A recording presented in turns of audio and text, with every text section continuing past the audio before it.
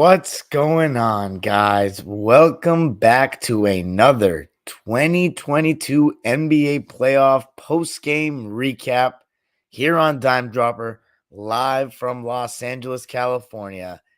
Before we get started, please make sure to subscribe on YouTube at Dime Dropper Podcast, Apple Podcasts, follow us on Spotify, and of course, to follow us on all social media platforms at Twitter, Instagram, Facebook, and TikTok at Dime Dropper Pod. Tonight, ladies and gentlemen, is a very special night. We had two game sixes, our first two game sixes of this second round. The 76ers and the Miami Heat, 76ers fighting for their playoff lives, and then the Dallas Mavericks fighting for their playoff lives. I'm going to start with the Philadelphia 76ers and the Miami Heat. So my prediction was Heat in 6. And in the first quarter, I noticed the Heat were going zone. And I actually saw one thing from James Harden that was good tonight in this first quarter, and that was that he told Joel Embiid was going to come set a screen for him, and he said, "Nah, get in the high post." And that's, as I always say, the traditional way to break down a zone. But they were still having some trouble with it in the beginning of the game. And Joel Embiid was being very aggressive to start the game for sure, the whole first half.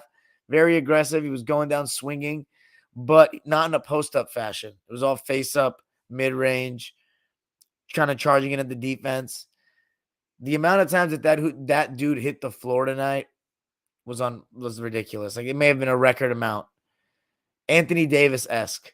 At one point, he just tripped over his own feet. It was so bad. But first quarter was pretty even. Jimmy Butler again got off to a really good start. It was 28-25 Miami. I want to say, though, his season is over, but Danny Green, tough leg injury. And I wish him the best, because that was a big loss definitely for the 76ers. He's actually been really good in these playoffs, and he's solid on both ends of the floor. Second quarter, I actually thought Embiid and Harden were not even playing that bad. Harden hit a couple of threes in the second quarter, and then Embiid hitting some mid-ranges, and he still got to the line, but not that many times, only 4 times. And the thing about it is, you could just clearly tell that he just wasn't 100%.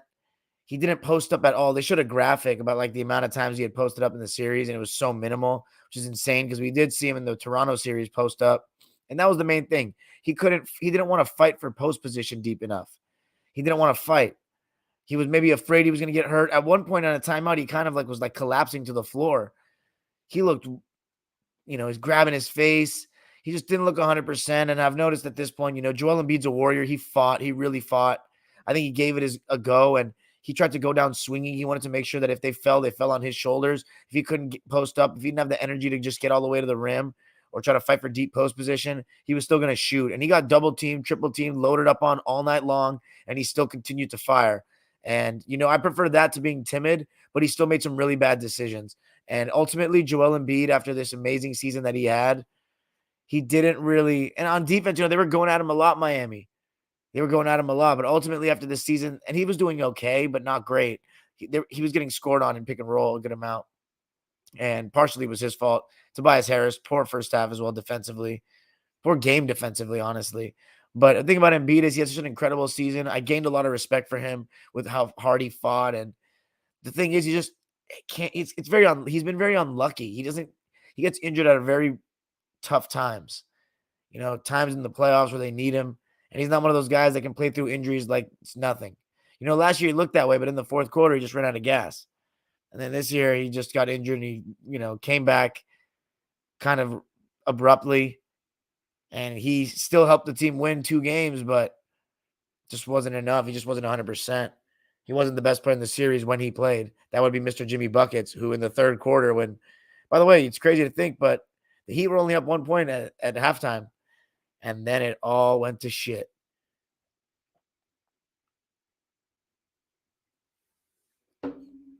Jimmy Butler basically took over the game. The Sixers are in drop coverage with Joel Embiid, and Jimmy Butler was getting to the elbows, hitting jumpers. He had a one-on-one and one against James Harden. He was getting to the basket, and on the other end, they were stopping him, shutting him down. The Sixers all isolation because obviously the Heat switch a lot, everything but Embiid essentially. And with Embiid, they'll go drop coverage with Bam. He does a great job of playing Embiid and the ball handler. And also because guys like Jimmy Butler, Max Strus, Gabe Vincent are going to fight over screens and try hard, and they're going to be on the same page. The Heat look like, and PJ Tucker, of course, the Heat look like a team with chemistry, a team that knows where each other's at on defense and all that. The Sixers look like a group of individuals. And that's what I always say about Glenn Rivers' teams. They just don't look like they're well coached. You know, I've been watching basketball long enough to know when a team looks well coached. And with the Miami Heat, you see it. They move the ball. They play well together. They make the extra pass all the time. It's hard. They play for 48 minutes. You know what I'm saying? They have very good attention to detail. The Sixers just don't have championship habits. That's what I called them, frauds all season long. It's like these Glenn Rivers teams, they just don't really have championship habits. That Celtics team did because they're full of champions. They're full of, A1 competitors and alpha males. And the thing about this Sixers team is, Embiid's great, but as I said, all season long, we haven't seen him get out of the second round. And partially that's because this health stuff, and bad luck, whatever you want to call it. And James Harden in the second half, man, how do I put this? Like, I'm going to keep it basketball before I get into the other shit, but he couldn't get the step on anybody. Every single time he was hitting the paint or even trying to hit the paint, multiple bodies would get onto him, and Embiid and Harden weren't making the right passes quick enough, and they were swarming him. James Harden still had 9 assists. He actually still made some decent passes, but he also had 4 turnovers. Embiid was forcing it, just shooting a lot of jump shots. They were getting what they wanted. And then the Miami Heat on the other end were scoring in transition. And Max Strus, I thought he was fantastic tonight, making his open threes, but he also had an amazing offensive rebound putback where he just came out of nowhere. And that was a huge theme tonight for the Philadelphia 76ers. Max Strus, 20 points, 5 assists, but the staggering stat of them all with him, 11 rebounds. 3 of them offensive. You can't be letting Max Strus get 11 rebounds. And again, what's been the theme we've talked about all playoffs long, guys? Rebounds. 49 for the Miami Heat and 35 for the Philadelphia 76ers. 13 offensive rebounds for Miami and 6 for Philly. And a huge reason for that was the laziness and outright lack of care from one James Harden in the second half. Stephen A. Smith was getting on him about the 2 shot attempts. That was ridiculous too, especially for a guy that in the past has been a ball dominator. And trust me, he still had the ball here and there. For whatever reason, he didn't want to go to Embiid and him pick and roll a lot. He tried to put Smalls in the pick and roll and get Gabe Vincent on him on the switch a lot. And he just didn't get anything. He had some success in the first half, but that doesn't really matter. In the second half, it's not even the offense stuff that I really had a problem with. It's the blatant lack of care on defense. I don't even know if that guy bent his knees 5 times tonight in the second half. And not only that, he doesn't box out. He's standing around watching on rebounds while Max Strus and PJ Tucker are hungry. I hate to use the cliche, but they wanted it more. He turns the ball over. He turned the ball over multiple times in the second half carelessly, and he doesn't even sprint to get back. No, nothing. Just jogging back, walking to the bench on a timeout, like, oh, it's just another regular season game. I'm not even tripping if we lose. Some people suggested to me that he played so badly to get Glenn Rivers fired. I don't care what it is. How many times have we talked about this guy folding like this, like a freaking lawn chair in a playoff game? 2017, a lot of people were talking about that tonight with me. Some nights in Houston, I wouldn't say he folded, but he just kind of choked. Didn't come up big when it counted. And then this is just a new low of them all. He didn't look like he gave a fuck tonight. And I'm sorry, but this is the guy that you guys wanted to say he's got to be the 4th best shooting guard of all time at minimum. Get the fuck out of here. We can think of the game differently. And James Harden is not in this untouchable category that he's like, impervious. Like, first of all, as a first option, yeah, he did amazing. But his claim to fame in 20 years is going to be he almost beat that amazing Warriors team that a lot of people feel is the best team ever. A thing that, despite the fact they have as good a claim for that honor as any, that's not a fact. You can't just compare teams in different eras like that. And factually, you can, but there's no fact to it. They were the best team of their time. There's no doubt about it. And James Harden did amazing then. But it's, if Chris Paul hadn't gotten hurt, I'm not trying to hear that shit anymore. Because he's had other years of his career. He doesn't give up championship vibes. He doesn't exude leadership of a superstar. He's not cut out to win a a championship as the best player, to be honest with you. He's not cut out for it. He knew that. That's why he left to Brooklyn and quit on Houston at the end, making a big deal. Didn't his passive aggressive shit where he didn't want to demand a trade and played on the court and disrespected his fellow teammates in Houston and was just dogging it out there. And then he goes to Brooklyn where he wanted to go. And then he said James Harden's scary hours. Then the whole fiasco this season with, he lost faith in Kyrie because of the vaccine thing, and KD was injured, and he just threw in the towel and left and fled to Philly where the spotlight on him was even bigger. Even bigger. The Nets really could have used James Harden on offense, at least in that first round. But he goes to Philly and just does this, lays an egg. Embiid was injured. What's your excuse? I'm done with James Harden, with Plumber Jim. That's what he looked like tonight, Plumber Jim. That was not James Harden. That was James Larden with a capital L. And Lard as in yes, Lard. He looks big out there, man. Slow. Lost a step. The thing about Harden is I don't feel bad about grilling him because I know he had all this talent in the world, and he still has had one of the best careers of any shooting guard ever. I'm not going to deny that. He's an MVP. But I just don't respect the way he competes when we talk about him in the same breath as guys like Reggie Miller or Ray Allen or Manu Ginobili. Manu Ginobili, he may have never been able to lead a team to a 7th game against that Warriors team, but I'm taking him on my team 10 out of 10 times because he's going to fucking compete every step. And he may make some bad plays, but 99% of the time, he's not going to do the dumb shit that James Harden does. He understands time and place. He has a high basketball IQ. James Harden does, but defensively, he doesn't give a shit. And he doesn't do the intangibles. Manu is the type of guy that makes those extra effort plays. He had the it factor that, Harden, he's a great stats guy. He doesn't give a shit to me. He just cares about, partying and the lifestyle and the studio and the numbers. But he's not hungry.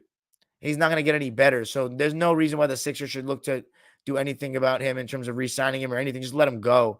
And then, Tyrese Maxey, Tobias in the fourth quarter, that was a valiant effort. And Shake Milton as well. I don't want to forget about him. But Jimmy Butler, he was just phenomenal all night long. And I thought Tyler Hero, too, in the various stretches of the game, did really well in pick and roll and the drop coverage, cooking it up. He had 10 points on 5 of 12 shooting.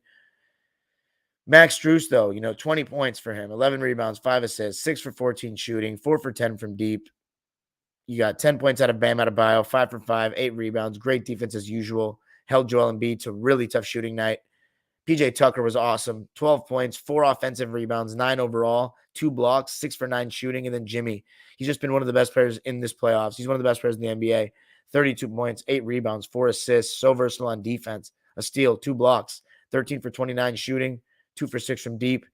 Miami didn't shoot even well from 3, only 25%. But they got the job done, 99-90 to win the series. In 6, like I said, the heat is on. They moved to the conference finals for the second time in 3 years. Let's go to the Sixers stats. They finally bow out. 15 points for Shake Milton off the bench. Pretty good night for him. James Harden, only 2 shot attempts in the second half. Just embarrassing. 4 for 9 from the field. 3 for 7 from deep. 11 points, 4 boards, 9 assists, 4 turnovers. Didn't give a shit on defense. 20 points for Maxey, 9 for 22 shooting. He shot 13 more shots than Harden. Ridiculous. And he was getting just as much defensive attention. He just has the quick step. He can get by people more than Harden. 1 for 7 from deep, though, from Maxey. Tobias, 6 for 13, 2 for 5 from 3. I thought overall they didn't do a good enough job of trying to get him involved. But he also just can be a ghost. He played 38 minutes, and it didn't feel like that. It felt like he played 28 minutes because second half he was making his shots, but in the first half, he just doesn't. He's too dependent on other people trying to get him going. He needs to, he's one of those guys that looks like needs to be coached, and everybody needs to be coached. But he's the one that seems like he needs his handheld sometimes. He needs to go out there and get it. But whatever, he may never learn. I'm kind of over having the hope for Toby. Embiid, 20 points, 12 rebounds, 7 for 24 shooting, 2 for 8 from deep. He bows out after a great season, the best of his career. And now for the moment you've all been waiting for. I know you guys have been waiting for it. 26 people waiting so patiently in the chat. A lot of them Clipper fans. Didn't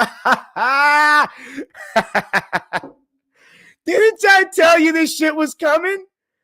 I told you this thing was coming. It doesn't matter what injuries, what excuses, what you want to say. Glenn Rivers will not make it out of the second round ever again. Not with this team. Damn right he won't. He just doesn't have the tendencies of a championship coach. And then I know. Well, how can you say that? He won a championship. Ugh. Tom Thibodeau made him with his defensive schemes. He would have never been able to figure out Kobe that way. I wouldn't even want to say figure out, limit Kobe that way if he didn't have Tibbs.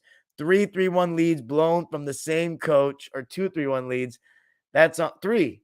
That's almost 25% of all 3-1 leads blown in the history of the league. A wise man once said that, and you're looking at him because fucking Glenn Rivers has only made me look good since that day. I know not all of that video aged well. The Paul George part definitely didn't. But Glenn Rivers aged like fine wine. Because I told you we were never going to get out of the second round until we got him out. He will do something to sabotage you. And if he's not doing something to sabotage you, he's not elevating you at all. He doesn't overachieve to me. You could say 2019 Clippers. No. I think, he did a decent job there. I'll give it to him. But I think that team's talent was underappreciated. We had Tobias. I could go on all day, but it's not the point. Let's not talk about that. I don't even think Glenn Rivers really did anything, not something that I recognize that he did wrong in this particular game. And, it's harder to kind of know rotations and schemes and who's hot and all that when you're not watching the team. I'm watching the Sixers every game, but I'm watching every team every game. So it's hard to keep track. It's different than when it's my team.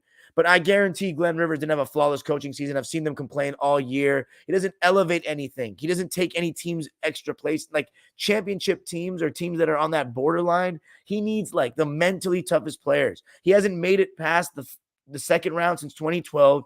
He has not made it to the final since he's had Tibbs as his coach. He is fugazi, and he has no accountability. He takes none. He has a delusional sense of himself, and putting him top 15 just made it even worse.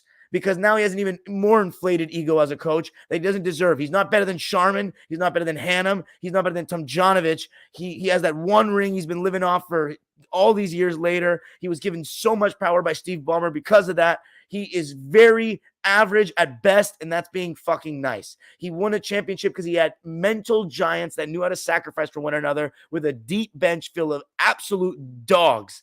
And, some luck along the way as well with Andrew Bynum and Trevor Ariza. That Laker team, as great as they were, Kobe was fantastic. I'm not going to take anything away from the Celtics. You can do that with every championship run, with ever. But Glenn Rivers, I give more credit to the players. It's a players' league, and the players deserve more of the blame tonight. But Glenn Rivers is he's never going to make it past the second round. It's time to go back in the broadcast booth. I've said it several times. You are going to drain the fans in Philly. They were booing tonight a lot. And this is another thing I'm going to say. The Philadelphia 76ers fans, I know you have this reputation of being these harsh fans and all that, but you're booing your team when they're down by 8 points, 10 points. Come on. Where's your belief? You needed a turnover to get you on your feet. I like the Sixers fans, but come on, guys. You're booing with 8. It's an 8-point game in a closeout. You got to try to give these guys a little bit of love. The city of brotherly love. I guess not, but I don't have anything. Harden is the biggest embarrassment of tonight. He's the biggest embarrassment. He's a player. Glenn Rivers, we know who he is. We know I was right about that. There's nothing else to be said. We needed to get him out. He was the cancer. We removed the plague, and now he's in Philly. And, they got to make a smart decision and get rid of him. But I think because of Embiid's injury, he's going to get spared. And, the ridiculous comments he's made throughout the last 2 years. First, it was, it ain't going to be much different. He was sitting right next to me. Oh, really? It's not much different? You not getting out of the second round. You know what's different? We fucking made it out of the second round for the first time in 50 years with Ty Lue. Not you.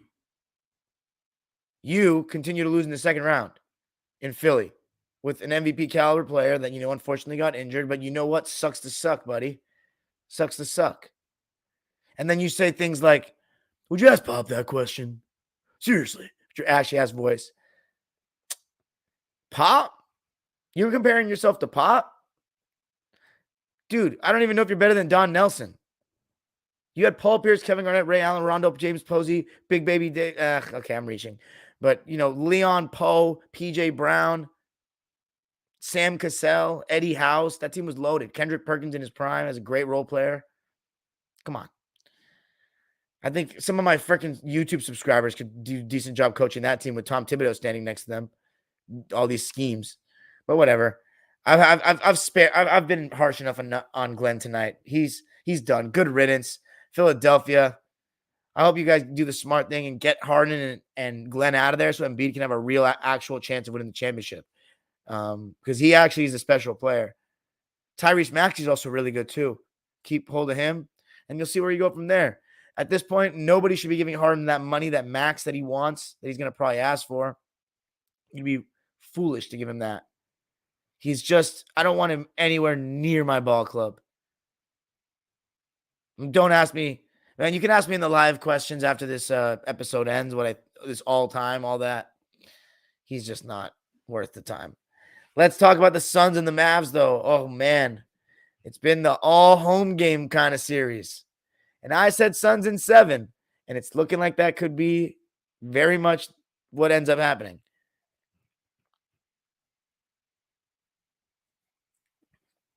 For the first, I want to say 18 minutes of the game, it was very even, very defensive, pretty ugly, in fact. You saw Luka trying to attack Chris Paul in the pick and roll, and you saw Chris Paul trying to attack Luka in the pick and roll. And I thought Luka was holding his own low-key. Chris Paul, when Luka got him on one-on-one switches, he was cooking him. And Luka was just, even though the Suns had him making some mistakes a little bit in the first quarter, I thought after that he bounced back and got whatever he wanted. Getting to the basket, step back threes, all that good stuff. The Suns, the problem is Devin Booker and Chris Paul never got going. Never. And you got to give a lot of credit to Reggie Bullock and Dorian Finney-Smith, who've just been exceptional on Chris Paul all series. You already know the Mavs scheme. When Dwight Powell's in, they're going to do a mix of sometimes drop coverage. Sometimes he's going to come out and hedge and blitz Paul and Booker. And then when Kleba's in, they're going to go with more switch everything. And Chris Paul, he was looking sus with that ISO tonight.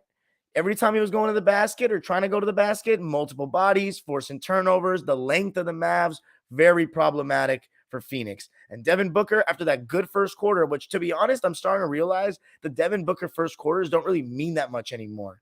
I wouldn't say that don't mean that much anymore, but it's kind of inevitable. He's so great in the first quarter, but that doesn't mean he's going to end up having a good game. And that doesn't mean that the Suns are going to win just because they get off to that good start. Although that's obvious. But in the Booker sense, he gets off to a good start. Doesn't mean he's going to continue. And he didn't score for like 2 quarters tonight, which is unacceptable, especially for the praise and the conversations I put him in. Because I believe Book's a top 10 player in the league. And that's not a performance of a top 10 player in the league. Now, we've seen a bunch of great players have shitty games in these playoffs, so I'm not going to say he's not just because of that. However, that was unacceptable tonight. He was getting locked up. Dorian Finney-Smith, Reggie Bullock were doing an amazing job getting over those screens. Maxi Kleber was doing a great job in drop coverage or whatever he was asked to do. He was playing great. And the Mavs were just on a string defensively all night long. So you got to give credit to Jason Kidd. A lot of credit to Jason Kidd for what he's done to this Mavs team defensively. That's the real difference between last year's team and this year's team. And another guy that I talked about how he never has bad games, but he did again tonight, and that was Mikal Bridges. He was 1 of 5, his first 5 shots. He ended 2 of 7, but he never really got going. And it was the flurry at the end of the second quarter that gave the Mavs the 17-point lead, and they never looked back. And a lot of that was creating turnovers. Again, the Suns tonight, 22 turnovers, entirely too many. And Devin Booker had 8 of them, and Chris Paul had 5. And again, as I said, that's the length of the Mavs, but just the multiple bodies they're seeing, and they just locked them up. And again, Devin Booker's had some really good games in this series, but Chris Paul, he hasn't had a good game since game 2. He was okay last game, but he's been terrible for 3 of them. And he still made some decent reads tonight, but the best success he had, he wasn't getting shots off. The best success he had was second half. He got a couple catch and shoot threes, and that was good for him to go off the ball a little bit. But Devin Booker, too, taking some bad shots. I remember the first shot he took in the second half was a contested 3. You're down 15 points. I thought Ayton was the best Sun tonight, and I still thought he was kind of weak. Missed some chippies and all that. But 21 and 11, like the stats look good. I just thought that Luka was getting whatever he wanted. If he was switched on to anybody, nobody can guard him. He's so strong. He does a great job of taking advantage of Chris Paul in the post. He is so crafty, great with his body, he's so strong. He makes life tough on the refs. Tonight he got to the line 14 times, made 9 of them. So free throws still needed a little bit of work. But he's also just making some incredible passes, skip passes. He'll cook that drop coverage. The Suns play great drop coverage defense, but Luka, he just finds guys. And I thought that the Phoenix Suns tonight, JaVale McGee got a coach's decision, DNP, but I don't think that's a right decision. I think McGee's got to see minutes. I think he can actually switch on certain guys with his length and just make guys think a little bit more on the drive. Then he's a little bit more agile to me, arguably, than Ayton. Just his athleticism alone. Ayton's fantastic, though. He played a lot of minutes. Actually, wow, he only played 30. I guess because they sat out the fourth quarter, but 34-27 in favor of Dallas in the third. Reggie Bullock was just unbelievable. He was hitting everything. 5 for 11 from deep, 7 for 15 from the field. Dorian Finney-Smith only got 4 shots off, but his defense was exceptional. And then Jalen Brunson had another great game. He's been really good since game 2. Really good. 18 points, 6 for 14 shooting. He was going at Chris Paul and Booker. So got to give him credit there. He's been fantastic. And then Maxi Kleber, 9 points in 25 minutes. And the Dallas Mavericks win in commanding fashion. And I said this tonight on Twitter, and I really believe this. And, you can argue Kevin Durant, but I think Luka is the best 23-year-old player that we've had since LeBron. I truly believe that. I think he's the best, fourth-year player that entered the league at 19 or younger since LeBron, since 07 Bron. He's really that good. He's special. He's got incredible court vision at his size, amazing basketball IQ, very LeBron-esque in that sense, the way he can control pace and just kind of play as a one-man offense is very spectacular.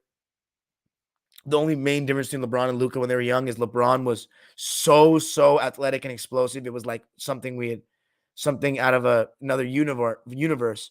And Luka has none of that instead, but he has the skill that LeBron didn't have. I wouldn't say LeBron didn't have, but certain skills, like his footwork is so much better. He's much more fundamentally sound, better in the post that he wasn't that age, much better. LeBron didn't even have a post game like that at that age. Occasional moves, but nothing consistent. And I wouldn't say Lucas is too consistent, but he still goes to it. Actually, no, it is against Smalls. It is not against his own size necessarily, but actually he bullies. I'm talking like turnarounds and stuff that can be still not always there for Luka from what I've seen, but he's still much better than LeBron was at that age.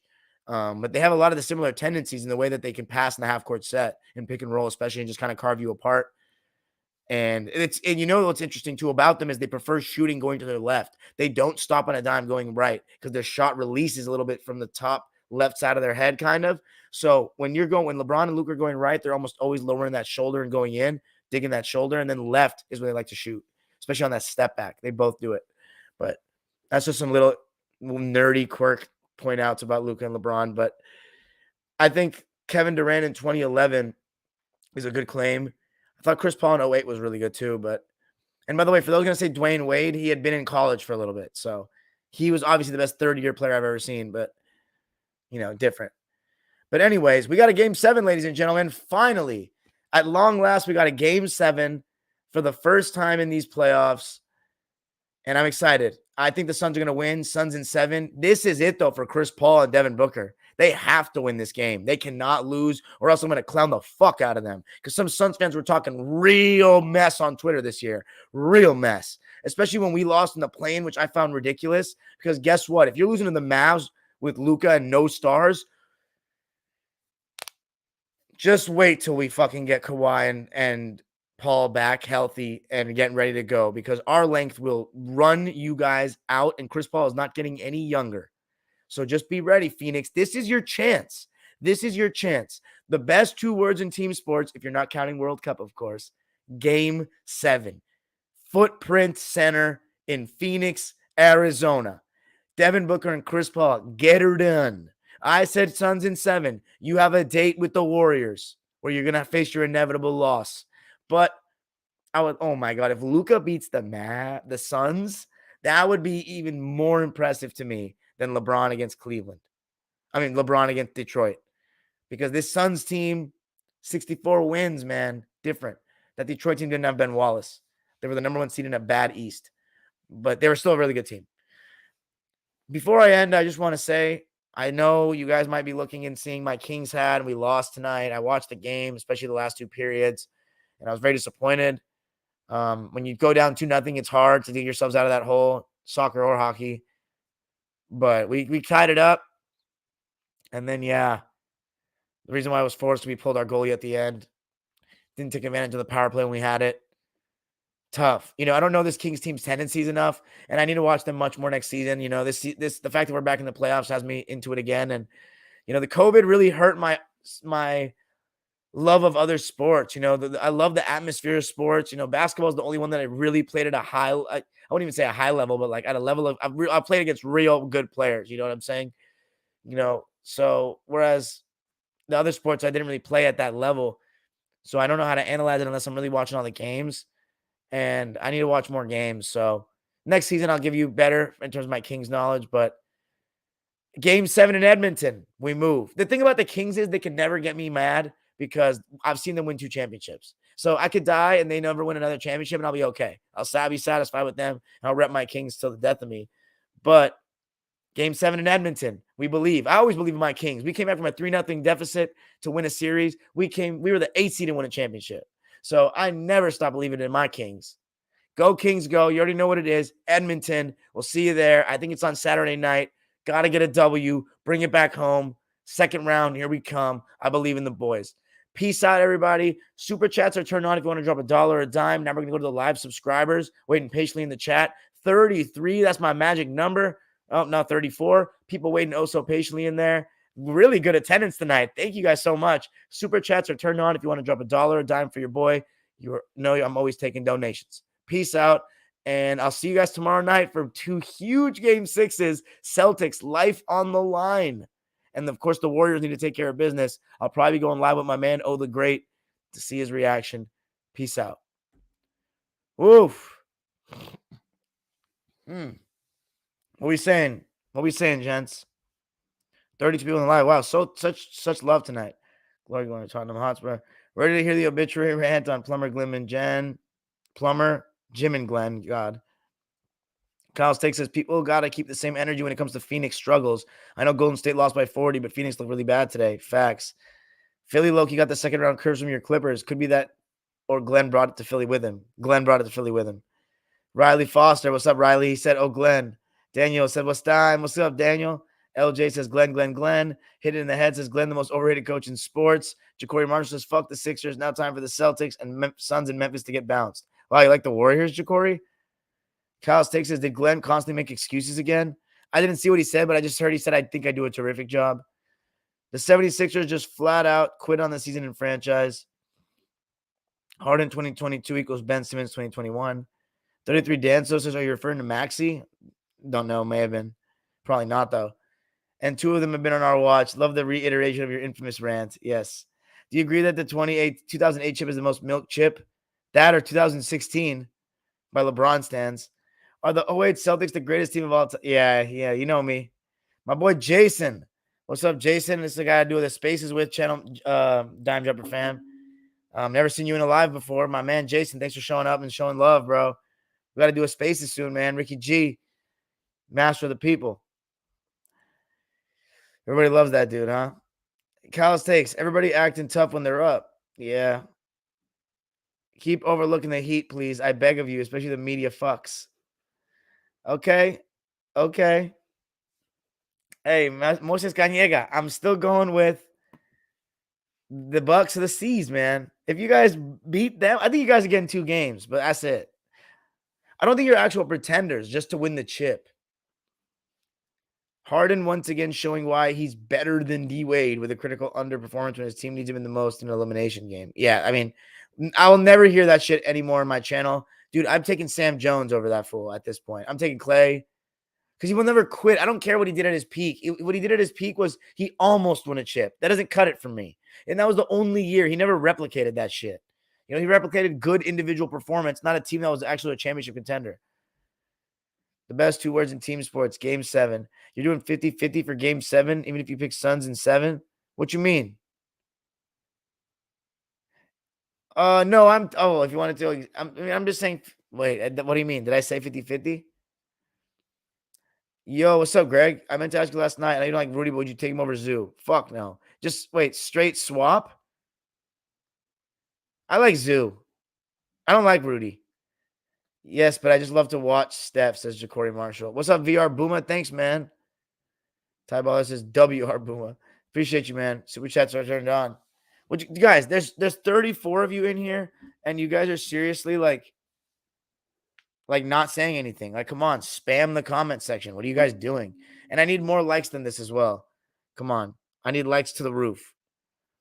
32 people and no comments except for Kyle's takes in June 28th, July, and Ty Baller and VR Booma and Greg. Only 5 of y'all commenting.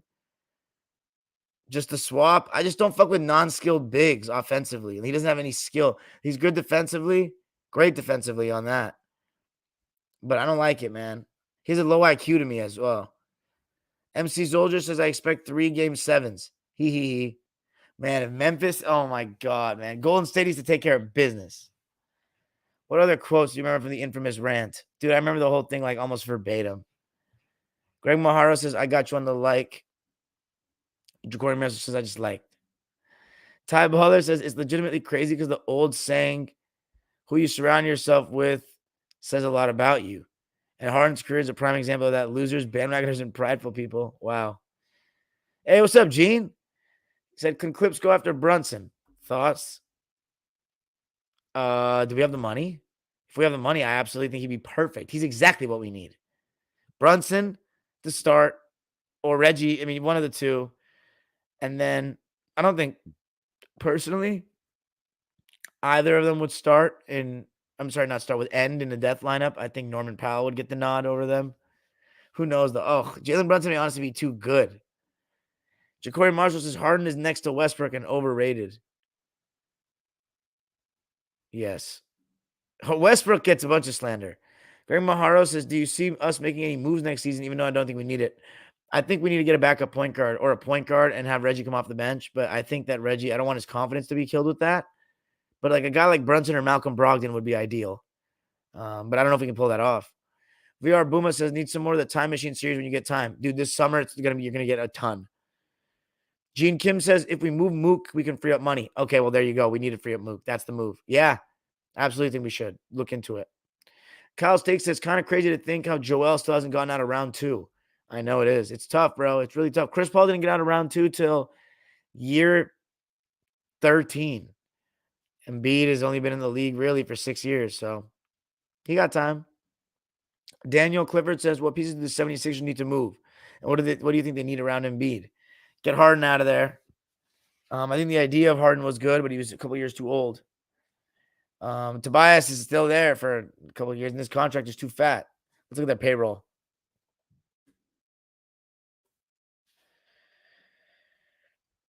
So James Harden has a player option for $46 million next year. If I were him, I'd totally opt into that because he's not going to get that money.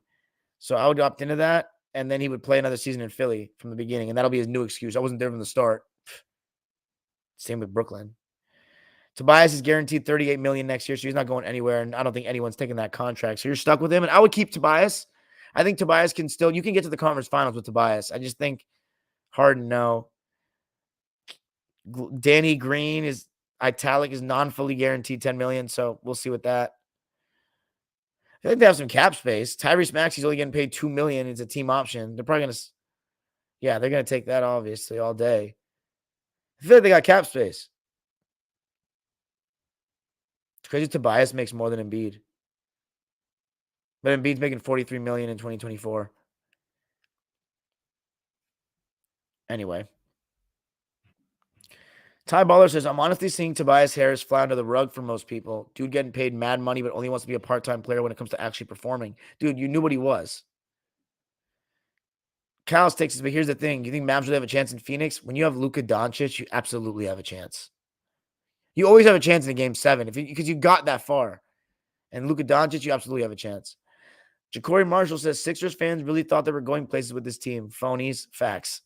Not going to lie, I'm with you wanting Phoenix to choke. We've got to be realistic. I think they should win game 7. Facts. Ja'Cory, I'm never going to forgive them for comparing Harden and Embiid to Kobe and Shaq. Oh, yeah, I have a tweet about that.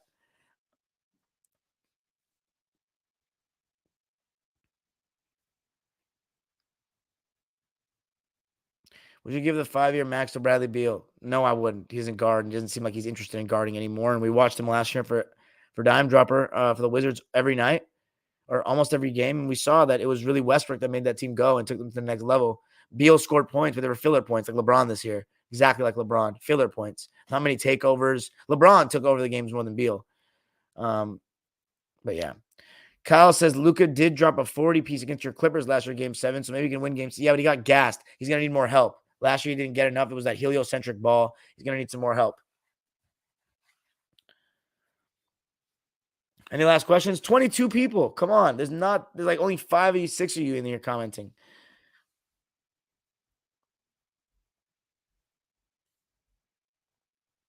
Actually, no, like 7. I'll give you guys 7. Like 9 people max. All right, y'all. I'm going to end it at 45. We'll end it then. 45-minute mark. I feel like that's a nice number. I didn't know I was going so short. I mean, I didn't think I was zooming by that quick, honestly. I got it done quicker than I thought. Because I didn't have too much to say about the Sixers, like the X's and O's of these games. They were pretty commanding victories for either team. Ty Baller says Brunson needs to perform his very best if they win in game 7. Yes, I think they're going to need some help from Dinwiddie, too. They're going to need some Spencer. And those Mavs shooters better be hitting game 7. Yes, make or miss a lot of times for them. Just making their open shots. Need somebody to perform like Boobie Gibson in game 6 against Detroit.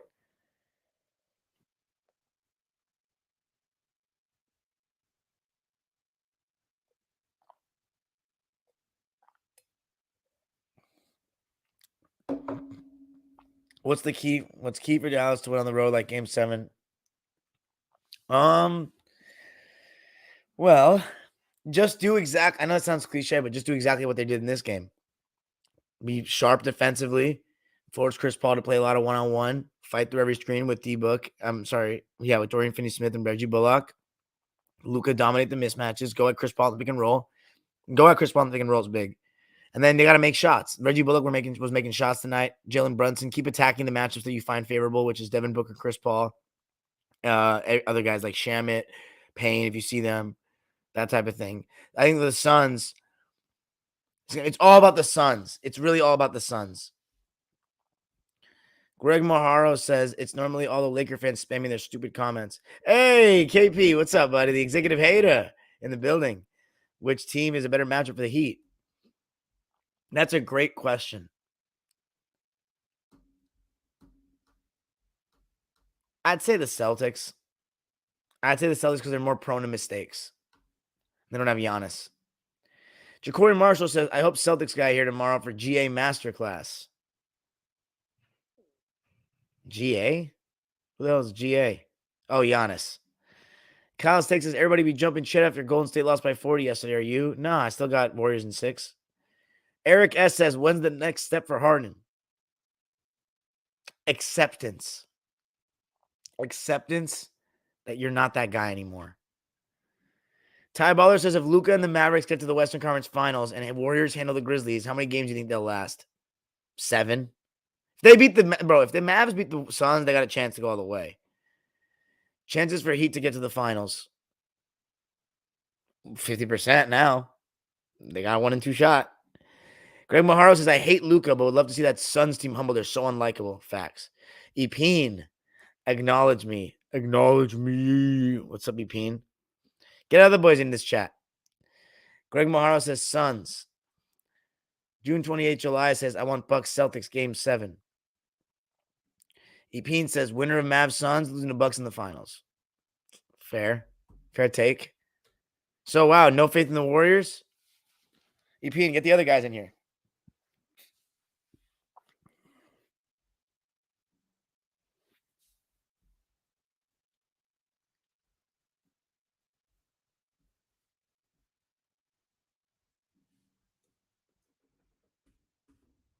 Anything else, guys? Come on. Nothing. 30 people. This is 30 people in here. Super chats will turn on, by the way, guys. You want to drop $1 dime? Hey, guys, I got some solid guests in the works this summer, guys. Like, I'm not even tripping. Let's see. Eric S says, what should the Nets do with Kyrie? 1 more season, and if he doesn't perform well this season, if he disappoints again, think about shipping his ass out of there. 1 more season, though, with no vaccine bullshit. No mandate. No faith in the Warriors, I mean, says. Okay, that's fair. June 28th, July says, damn, Bucks too strong. Come on, Heat. Kyle's take says, Warriors all the way, man. Don't worry, biased fan here. Ty Baller says, I'm not going to lie. I want to see Giannis getting to the Eastern Conference Finals in 6. Would be great for his legacy, just adding greatness to greatness.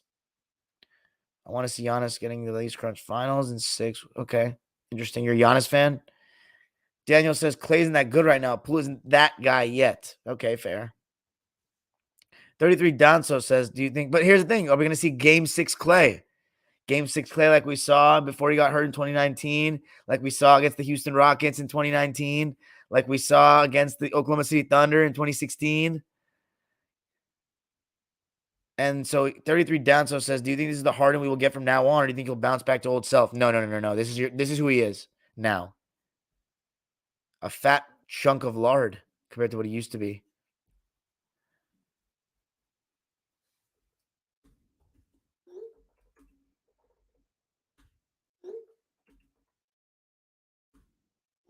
Let's see. ZZ Vision says, never want to see a James Harden, Dwayne Wade comparison again. Yeah, never. Neither do I. Now, I don't want to see Clyde Drexler, James Harden either. Jeremy says, what's good, Dime? Clipper fan from Calgary. What's up, man? Appreciate the love from Canada, my guy. How come you chose to be a Clipper fan? Beluga says, who should the Lakers hire as a coach? I think Kenny Atkinson is the clear choice. I think they're foolish. I heard they were taking an interview with him that they're foolish they don't hire him because he's an offensive guru. And he shouldn't have gotten fired from Brooklyn. That was a huge mistake. I mentioned that in the live because Kevin Durant and Kyrie Irving don't want to be coached. Kenny Atkinson would be the coach of the Lakers. VR Booma says, how do you think the Warriors defend the Bucks in a hypothetical series? They got to pray to God because Giannis is going to be too much for them on the interior. That's going to be a huge problem. Draymond Green's going to have his hands full. They're going to have to just hope that the Bucks shooters miss. It's going to be tough. Switch everything, try to take away long drives. A lot of Kuminga. They're going to need some Kuminga. They're going to need Otto Porter. What sucks is not having Gary Payton. Because even though he's not the ideal guy, he's not going to be able to guard Giannis. I'm sorry. Even though he's not the ideal guy, he would have been able to try his best and do something. Eric S. says, do you think Warriors will bench Clay over Poole? No, not at this point. 8 Capalot says, nah, Harden said that his hamstring's fucking him up. I'm not buying it anymore. Kyle's take says there's a chance Clay has a Game 6 performance, especially after playing subpar this series. Yeah, he also had a decent shooting night the other night. Amin says, am I still tripping for thinking Steph isn't unstoppable anymore? Haven't been watching that much. Still a superstar, but not necessarily 2015 to 19. If he doesn't win this series, the answer is yes. If he does win this series, I'm going to have to hold off on that. Ja'Cory Marshall says, every time Warriors win, they're just superior team. Soon they lose, everybody say why they won't win it. Interesting. Jeremy says, grew up in LA when Lob City was getting good. Okay, there you go. Good enough. Kyle's takes says, so you're picking Bucks if it's Golden State Bucks finals? Yes, I am. Ty Baller says, honestly wishing Wiseman was here. Not a Warriors fan. I like Wiseman's game and potential. So do I. Suns versus healthy Clippers. Clippers in 6. Yeah, but it all depends on how the season goes. ZZ Vision says, I think we Miami Heat could beat the Celtics because the Celtics tend to do some dumb shit late in games. I agree with that. VR Boomer says, I think Steph has lost a quite light step. He has, but I think he's made up for it by being a little bit stronger and better on defense, and he's got still that experience. I'm really big on experience. He needs to close this shit out tomorrow, though, and Draymond Green can't be allergic to shooting. I could be wrong, though. No, that's a decent thing, to say. All right, guys, 50 minutes. Sounds like a good time. 32 of you guys in here. Make sure to like the shit out of the video. And by the way, Clippers, Epine. Yeah. Neither have. And guess what, though? I'm going to be able to see the first one we make. And guess who else doesn't make the finals? The Denver Nuggets. They've been a team much longer than we have. You know who else hasn't made the finals? The Sacramento Kings. They haven't made the finals either. And they've been a team longer than we have. Even with Oscar, didn't make it when they were with Cincinnati. So we're not the only ones. Also, New Orleans, Memphis, Charlotte, Minnesota. A lot of teams haven't made the finals, G. If it's Suns, Clips, head-to-head matchup, I might take Clippers in 5. Call me crazy. Okay, we got to jump the gun. We got to stop jumping the gun on the Clippers. They got to stay healthy for a fucking season before we start putting them in this. But yes, I agree that we're great. TC, my guy TC says, I think the Warriors have more talent, but the Bucks match up so well against them, they'd win. Fair. Epine says also, wait. Ty Baller says, if Warriors don't close it out tomorrow, the 3-1 memes are coming in full effect. You're damn right. Epine says, wait. Tomorrow. Liverpool will win Champions League final. Sadio Sane. Sane plays for Bayern Munich, fool. It's Mane. Real Madrid and Liverpool. Ugh. Man City just fucking blew that shit. Don't even get me started on that. Same old stuff. 2018 rematch. No Karius this time to spill the ball, though. But yeah, guys, I don't know. It's been a fun playoffs, though. I'm happy we got a game 7. Mane says. 8 Capilot says, Jimmy said Tobias Harris over me. Yeah, I saw that in the locker room. Sheesh. Jimmy Butler eliminating his former team. What a postseason Jimmy Butler's had, huh, guys? He's just, what a bounce back after such a terrible series against Milwaukee. Kyle's take says, here's a nice question. If, let's say, team up 3-1, loses game 5 and 6, you think it's 100% a loss in game 7? No, because I got 2 words for you. 2012 Clippers. Memphis Grizzlies, son. We almost blew a 3-1 lead then. I thought we were going to do it, and we didn't. We won game 7 in Memphis. Another one, Dallas Mavericks, 2006. One of my favorite series. One of the best second-round series of all time. I highly recommend you guys go watch that. San Antonio was expected to go back to the finals. They had the best record in the league. And Dallas went up 3-1. And then the Spurs won both games, and you figured the Spurs were going to come back from 3-1. And then Dirk, the Dirk guy. Game 7 and 1. Big time in San Antonio. Took him home. After that, we knew we were going to beat the Suns because they were softer than fucking tissue paper with the Mike D'Antoni garbage that they used to do. Fuck those guys. And then the rest is history. Dwayne Wade happened. So, but that was a great series, guys. You should definitely watch that. San Antonio and Dallas, they used to have some battles. Did you see the Jimmy Butler clip? Yes, I did. Any last words, gentlemen? 52 minutes is pretty good. You guys keep coming. Every single time I'm about to come off, you guys keep up coming with the questions. And since there's so many of you guys in here, I feel like I need to show love. By the way, guys, I'm really not joking when I said we got some really solid guests planned this summer. I have not been fucking around this year in terms of building for this. We're going to try to get some real personnel, some real historians, some real smart people that know the game. This is education. We're taking this to another level. You can find a lot of guys that talk the modern game. Not that many people doing other stuff, extracurriculars, so to speak. Ty Baller says W stream. You guys said W. Hey, yo, when you guys log out of this video, make sure you guys comment on it for the algorithms. Because if you get that shit off to a good start, then it'll get to the couple hundreds. We can get back to the thousands. Then we start cooking with gas again. Get this up. Let's get to 5,000 subscribers. We've been on sitting in this 3 range for too long.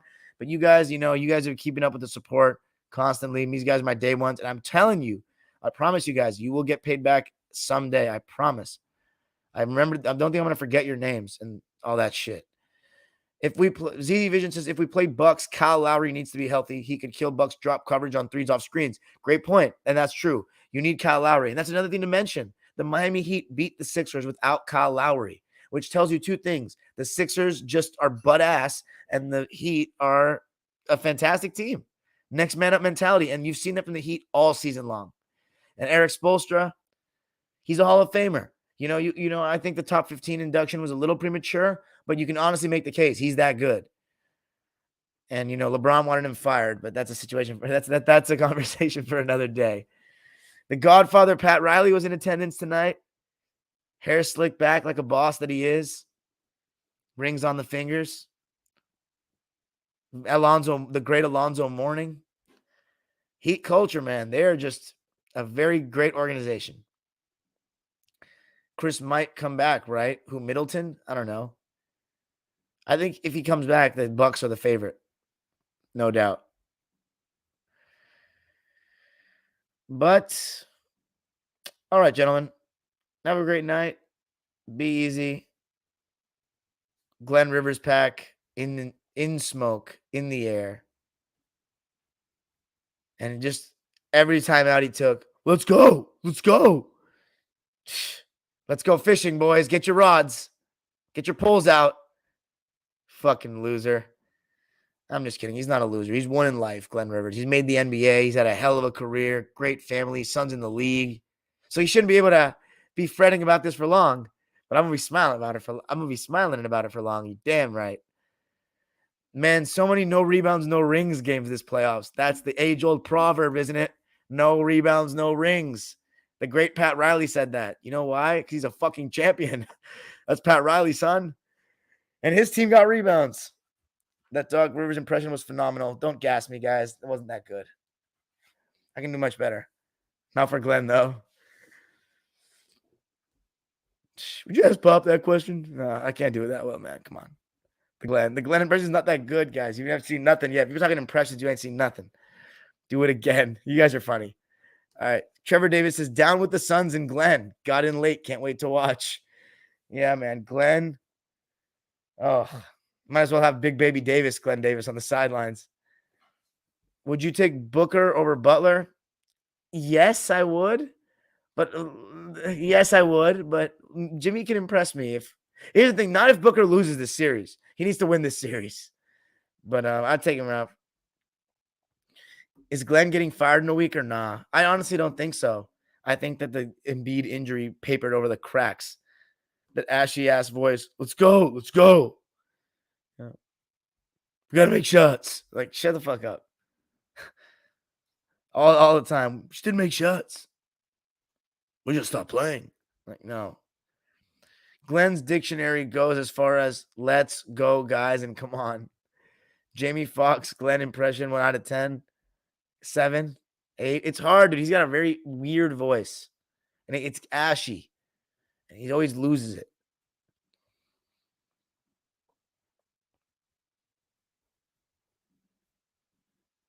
Glenn Rivers. Fugazi Glenn. All right, gentlemen. Have a great night. I'll see you guys tomorrow. I hope the Celtics will have forced the game 7. That would be epic. It's not Blake's fault? He said that? It's not Blake's fault. He said that? When did he say that?